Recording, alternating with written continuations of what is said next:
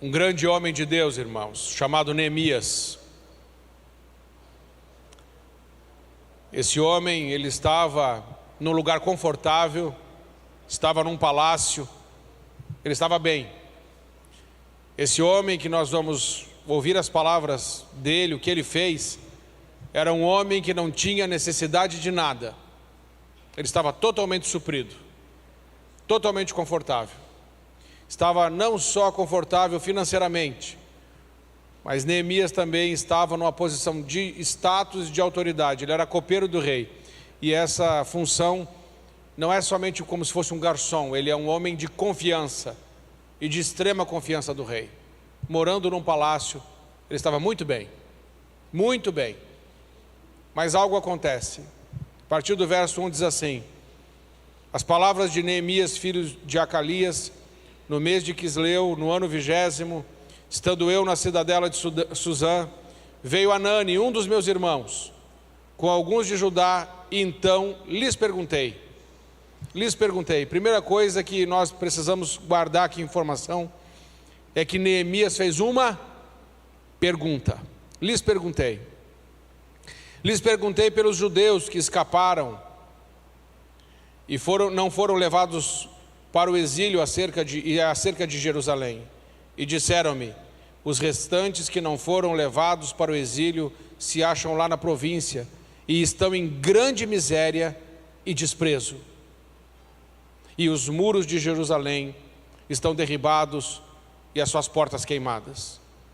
Tendo eu ouvido essas palavras, assentei-me e chorei, e lamentei por alguns dias, e estive jejuando e orando perante o Deus dos céus. Primeira coisa que precisamos entender é que ainda que nós estejamos bem, ainda que eu e você estejamos tranquilos, uma boa casa, um bom carro, estamos confortáveis, existem pessoas que não estão, existem pessoas que estão sofrendo, existem pessoas agora que não podem tomar um banho, existem pessoas que não pode ser que nós não saibamos, mas pode ser que esteja passando fome ou frio. Precisamos começar a orar e nos importar. E aqui Neemias fez uma pergunta: como é que eles estão? Como é que meus irmãos estão? E a primeira coisa que eu aprendo nesse texto é que quando a gente faz uma pergunta que vem de Deus, a pergunta certa, a nossa vida pode ser transformada por causa de uma pergunta. Por causa de uma pergunta de verdade que vem do coração, a nossa vida pode não ser mais a mesma. Neemias estava muito bem, Neemias estava muito bem arrumado, ele não precisava de fazer pergunta nenhuma. Mas o que acontece é que o coração desse homem está inclinado aos seus irmãos. Ele fala assim: como é que estão os meus irmãos? O que está acontecendo com eles? E essa pergunta que vem do coração, muitas vezes pode mudar o rumo da nossa vida, o rumo da nossa história. Na minha caminhada cristã, eu já fiz algumas vezes pergunta para Deus. Quando eu, irmãos, me converti, e vocês sabem disso, eu era empresário, eu ganhava muito bem, eu estava muito bem arrumado, igual Neemias, estava muito bem arrumado. Os meus 2 filhos estavam, o Pedro e a Cauana, em escola particular, bilíngue, em Curitiba. Eu morava num dos melhores bairros de Curitiba, no Champanhar, no Bigorrilho. O Zias sabe disso, o Zias está aí, o Zias sabe da minha conversão. Esse homem estava lá, ele viu tudo isso aí. E ele conhece essa história porque ele veio de lá. E os meus filhos estavam na escola bilíngue, os 2. E a minha mulher também tinha tudo que ela precisava, ia no shopping, comprava o que ela queria, tinha dinheiro. E nós estávamos muito bem. Mas existia um vazio dentro de mim. Eu não tinha Deus, eu não tinha o Senhor. E o dinheiro não pode suprir o vazio do nosso interior. E aí nosso casamento começou a ficar ruim, porque muitos problemas. E aí eu comecei a fazer perguntas dentro de mim: Senhor, por que isso está acontecendo? Senhor, por que eu estou vivendo isso? E eu comecei a fazer perguntas para Deus. E quando você começa a fazer algumas perguntas, talvez para Deus, ou diante de Deus, escute, sua vida pode mudar radicalmente.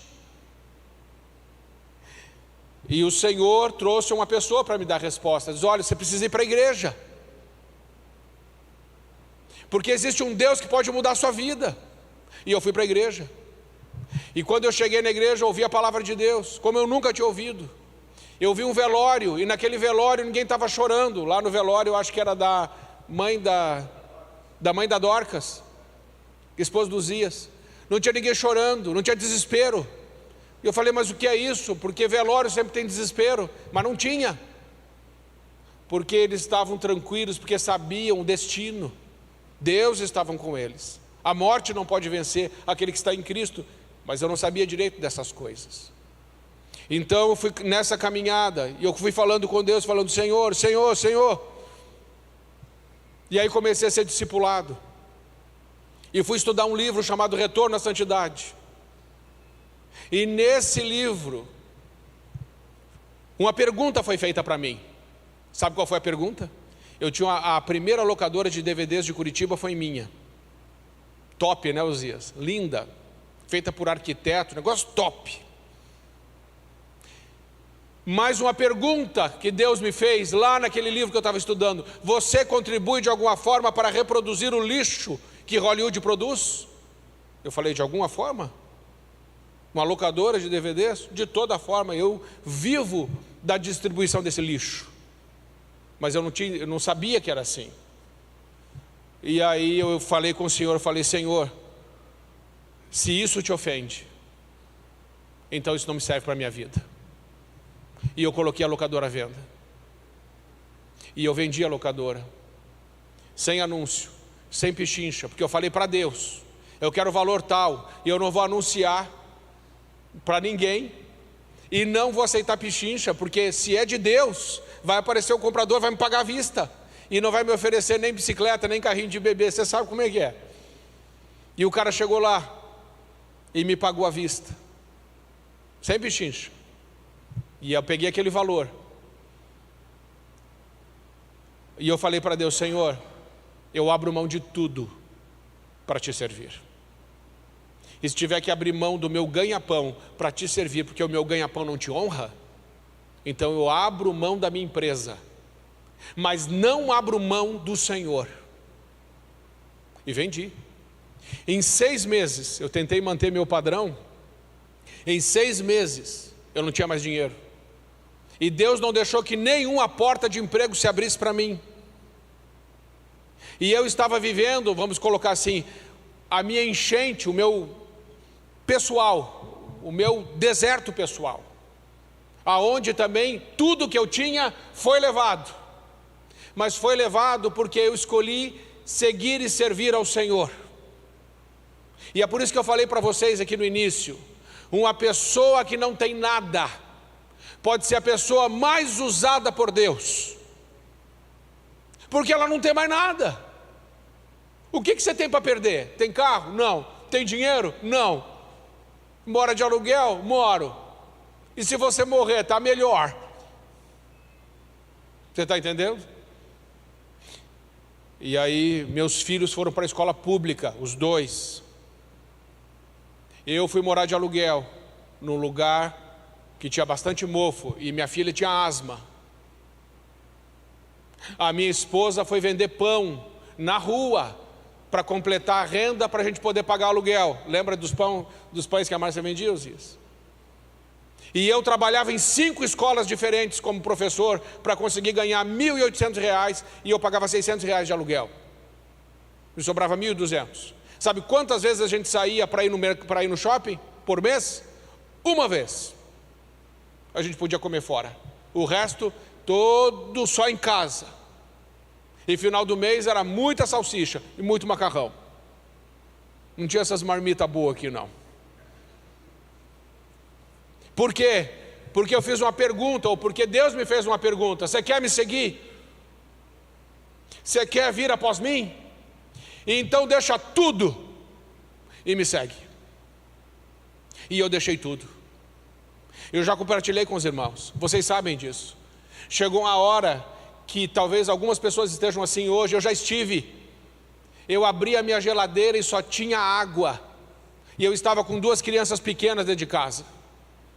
Só que Deus falou comigo: você não vai pedir nada para ninguém, nada para ninguém. Não é para pedir. Uma coisa é você não pedir para você, outra coisa é você não pedir para os seus filhos. Sim ou não? Quem tem filho sabe. E os meus filhos acordaram, obviamente, querem comer, mas tinha só água. E eu fiz uma oração: Senhor, muito obrigado, ao meio-dia. Muito obrigado, Senhor, pelo alimento que nós não temos. Olha que desaforado. E Deus, depois dessa oração, deu uns 15 minutos, meu telefone tocou. Marco, tem um envelope para você aqui na igreja. Eu já era seminarista. E eu fui lá e tinha lá um recurso. E com aquele recurso, eu comprei macarrão e salsicha, óbvio. Porque eu não sabia quando é que ia vir de novo. Fui para o seminário, recebi mais um recurso lá. Depois uma pessoa, Deus mandou lá na minha casa, recebi mais um recurso. Consegui chegar até o final do mês. De forma milagrosa, Deus levantou as pessoas para ir até mim e dar o recurso que eu precisava para eu chegar até o final do mês. E eu falei: Senhor, por que o Senhor não me deixou pedir? E Ele falou assim: porque eu quero te ensinar desde já. Quem te sustenta sou eu. Você entendeu, irmão? Quem é que te sustenta? Quem te sustenta é Deus. Essa enchente não pode matar ninguém que está caminhando com Deus. Amém? Não mata. Eu já estive num lugar de não ter nada e fui alimentado pelos corvos, que eram pessoas, os corvinhos de Deus, que chegava lá e trazia bem na hora que você precisava. Você acha lá que o profeta, lá com a barriga vazia, às vezes ele não dava, olhava para o céu e falava: será que o corvo vem hoje? Será que o corvo vem hoje? Vem, irmãos. A minha maior preocupação com essa enchente não é se vai ter roupa ou comida. A minha maior preocupação com essa enchente é se nós estamos aprendendo quem é que nos sustenta, quem é o nosso Deus, quem nos chamou, e se confiamos nele, para depender dele, mesmo quando a gente não tem mais nada, sem murmurar, adorar sem ter, adorar apesar das circunstâncias. Amém? E nessa caminhada, irmãos, foram 4 anos de seminário. Eu tinha carro, eu tinha um bom carro, mas eu tive que vender, e eu fiquei a pé, e eu ia a pé para a faculdade, e voltava a pé, e era longe, e eu voltava a pé, e eu ia adorando a Deus, orando, e eu voltava adorando a Deus, conversando com meu amigo, e recitando os versículos da Bíblia, porque a gente tinha depois que fazer concílio, tem que passar no concílio, e o concílio tem 170 perguntas da Bíblia, e a gente voltava conversando sobre a Bíblia, e orando, a pé, sem reclamar, sem murmurar. Aqueles 4 anos voaram. Aí chegou a hora de eu ser ordenado pastor. Eu fui ordenado, eu era bivocacionado. Comecei como um professor substituto lá no estado. Depois o SESI me chamou, fui professor substituto no SESI. Depois me tornei diretor do SESI. Depois tornei diretor do Senai. Depois eu ia ser diretor da Rede Internacional do Dom Bosco. E nessa hora Deus falou assim: chega, agora você vai trabalhar só para mim. E eu abri mão de 70% do salário para ser pastor, ganhando 30% que eu ia ganhar sendo diretor do Dom Bosco. Sabe por quê, irmãos? Porque não tem a ver com o que os homens podem te dar, tem a ver com quem Deus é e o chamado que Ele tem para a sua vida. Você já fez essa pergunta? Senhor, o que queres de mim? Senhor, como é que estão os meus irmãos? Sabe por que muita gente não pergunta: Senhor, como é que estão os meus irmãos? Porque isso talvez faça você sair desse lugar confortável que você está.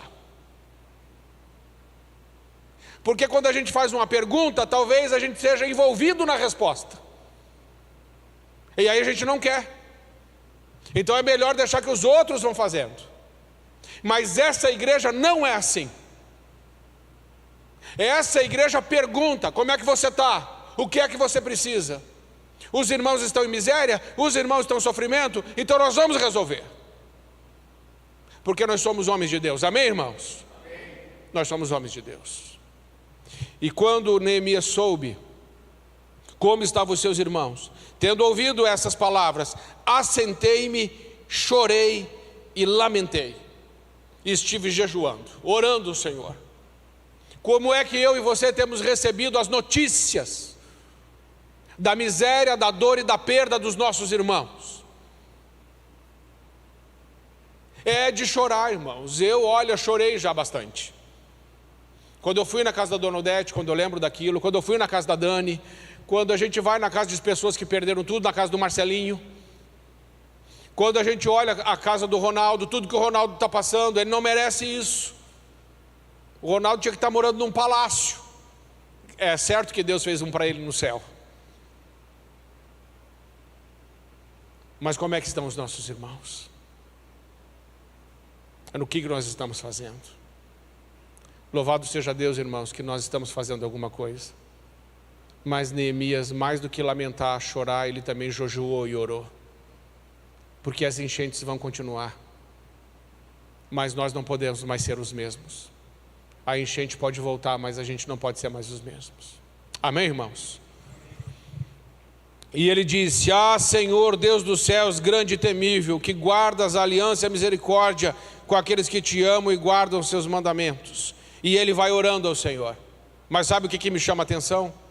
Me chama a atenção que lá em Neemias 1:1 está escrito assim: no mês de Quisleu. Mas lá em Neemias 2:1 está escrito no mês de Nissan. Está vendo? Quando é que ele começou a orar? No mês de Quisleu, Neemias 1:1. Mas lá no Neemias 2:1 diz assim: no mês de Nissan, sabe quantos meses passaram? 4.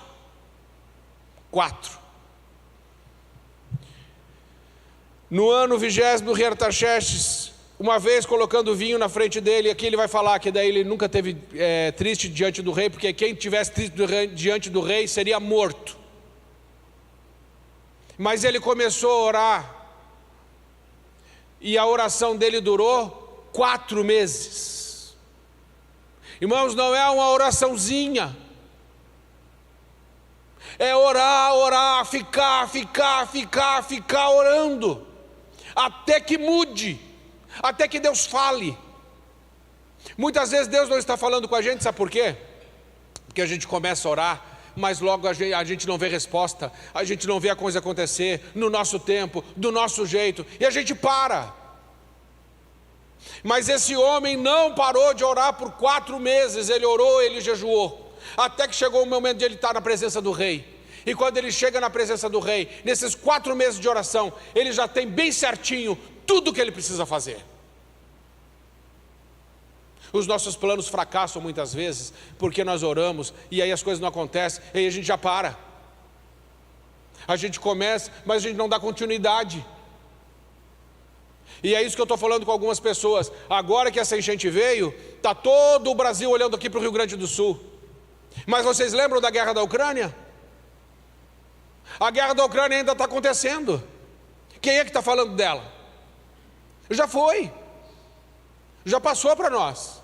Mas ela está acontecendo. Daqui a pouco, aqui essa enchente, daqui a pouco passa essa onda. Mas os problemas continuam. Nós não estamos aqui numa corridinha de 100 metros. Essa ajuda, esse trabalho, tudo que nós vamos fazer é uma maratona, irmãos. Nós precisamos ficar firmes. Muitas pessoas hoje estão sensíveis para ouvir o Evangelho. Muitas pessoas hoje estão com os ouvidos inclinados para a palavra de Deus. E nós temos Jesus, nós temos a luz, nós temos o sal, é o Senhor. A gente leva a marmita, a gente limpa a casa, mas nisso tudo, no meio disso tudo, é uma oportunidade para levar Cristo. Amém? Então peça para Deus: como, Senhor, eu posso fazer isso numa estratégia que o Senhor está me dando para abençoar famílias, para salvar famílias, porque eles estão ouvindo e vendo.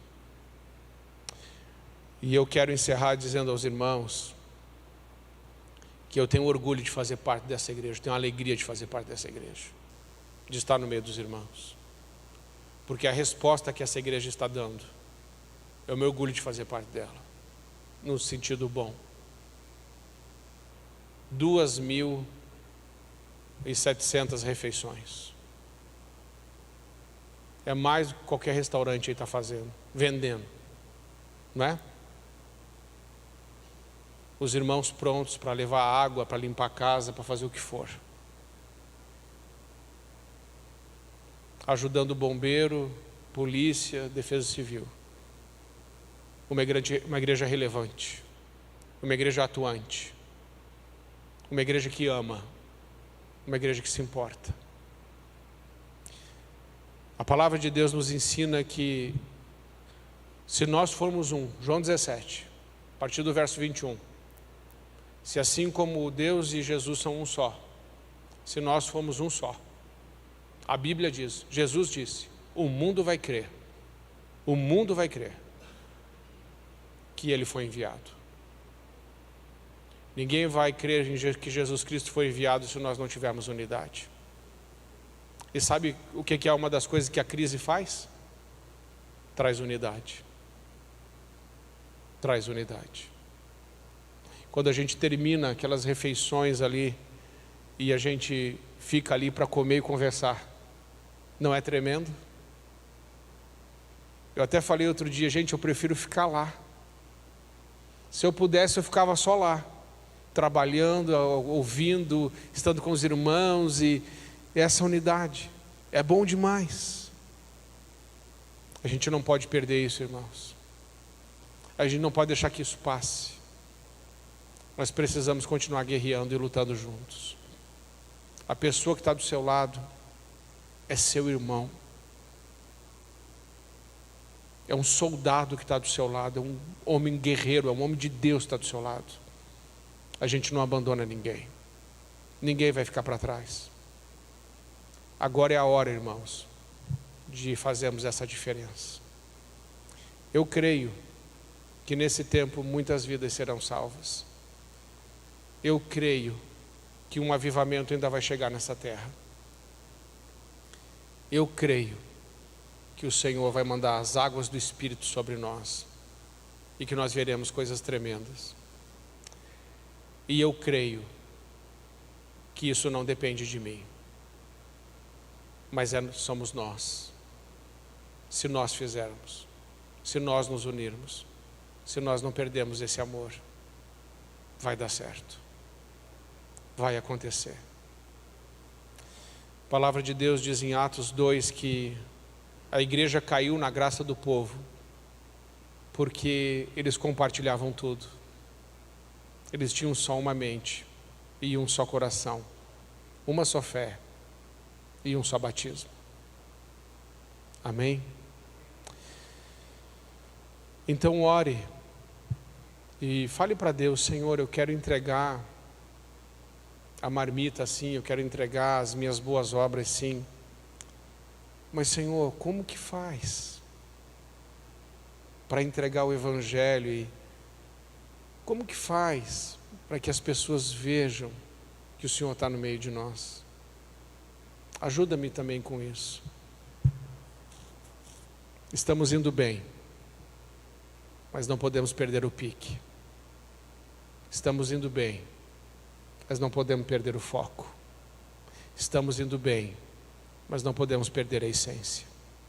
E a essência é a adoração. É a adoração, irmãos. E a adoração está no trabalho, mas a adoração está aqui no culto também. Amém? Eu queria encerrar agora tendo um momento de oração e de gratidão. Eu quero agradecer a Deus tudo que Deus está fazendo.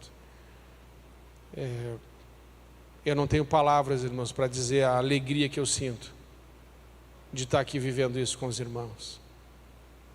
Eu estou muito feliz, porque eu acredito que o Monte Negro pode mostrar para o resto do estado que a gente não precisa ficar só com vídeos de tragédia, mas que a gente pode ter vídeos daqui a pouco mostrando o que um povo guerreiro pode fazer rápido: reconstruir, reorganizar, limpar, arrumar, colocar em ordem. O que eu estou pedindo para Deus é: Senhor, ajuda-nos como igreja a mostrar que tudo que foi destruído pode ser reconstruído e pode ficar melhor. Olha, tudo que eu perdi, entre aspas, na minha caminhada de bens materiais, lá na minha caminhada, não me faz falta nenhuma. Mas estar entre os irmãos é a coisa mais preciosa. Sabia? Sabe por que tem tanta gente que ainda se mata, cercada de bens?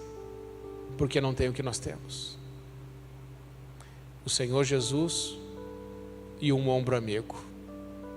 Quem tem um amigo cheio do Espírito Santo, consegue ficar em pé, consegue avançar. Essa é a diferença, irmãos. Então você tem Jesus aí, e essa é a melhor coisa. Compartilhe a sua fé, dê seu testemunho. Não precisa de você pregar. Fale o que Jesus fez na sua vida. Não foi o que eu fiz hoje? Falei um pouquinho do que Jesus fez na minha vida, lá atrás, quando eu me converti. Mas quando eu vim para cá também, 20 anos, irmãos, eu morei de aluguel 20 anos. Sonhava em ter uma casa. Depois de 20 anos eu comprei, mobiliei, contratei um profissional, deixei a casa top, apartamento top. A minha esposa, que é psicóloga, compramos uma sala, deixamos top. E falamos assim: agora, ufa, tem uma casa, tem um lugar para ela trabalhar, agora nós estamos bem. Sabe o que aconteceu? Essa igreja me chamou.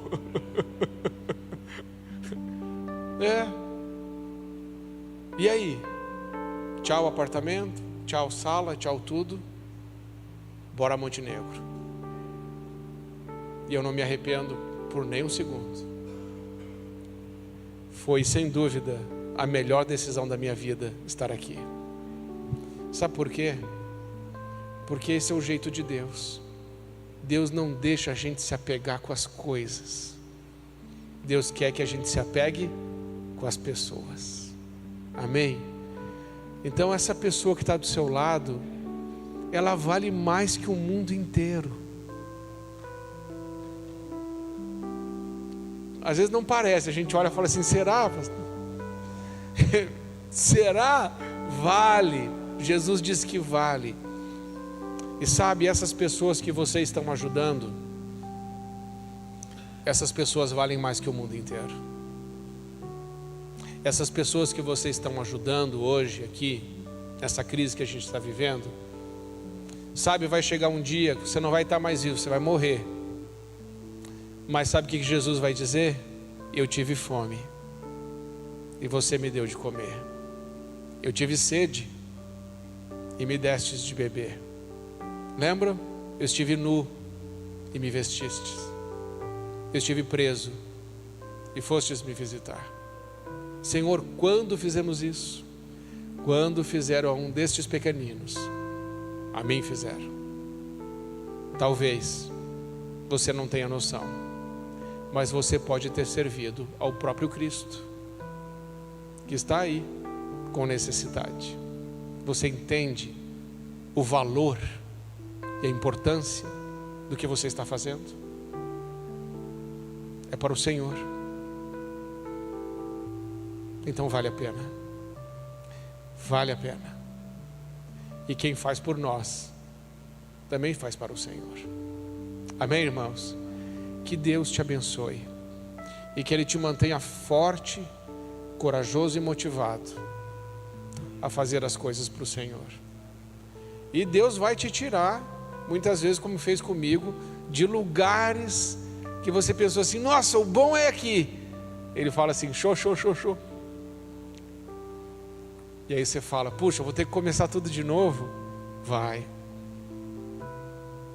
Mas é assim que a gente vai crescendo.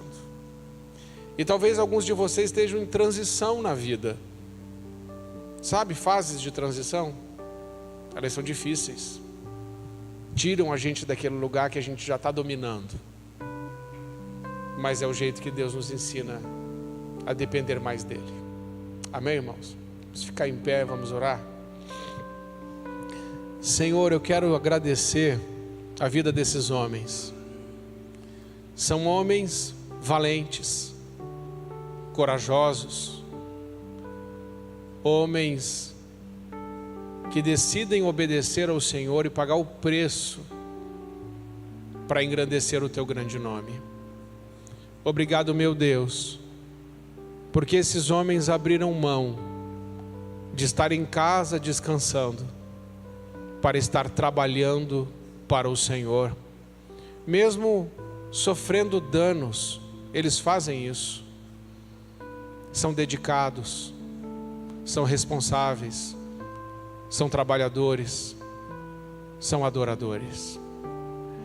Nesse momento que estamos aqui hoje, queremos te agradecer o privilégio que temos de trabalhar para o Rei dos Reis, o Senhor dos Senhores, e de servir com amor os nossos irmãos.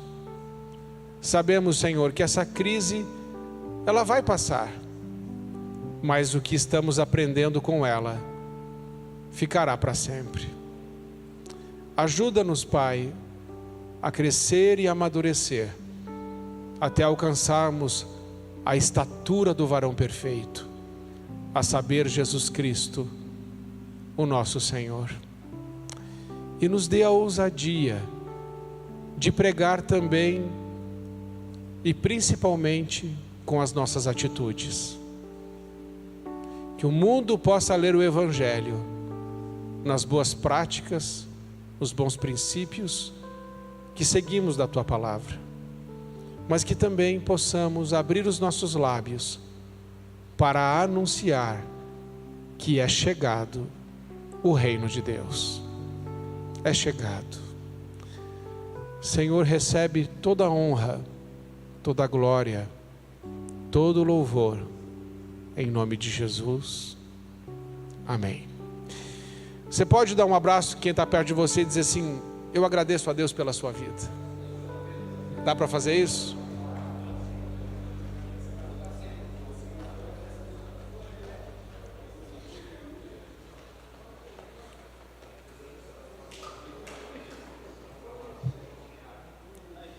Danilo, agradeço a Deus pela sua vida, varão.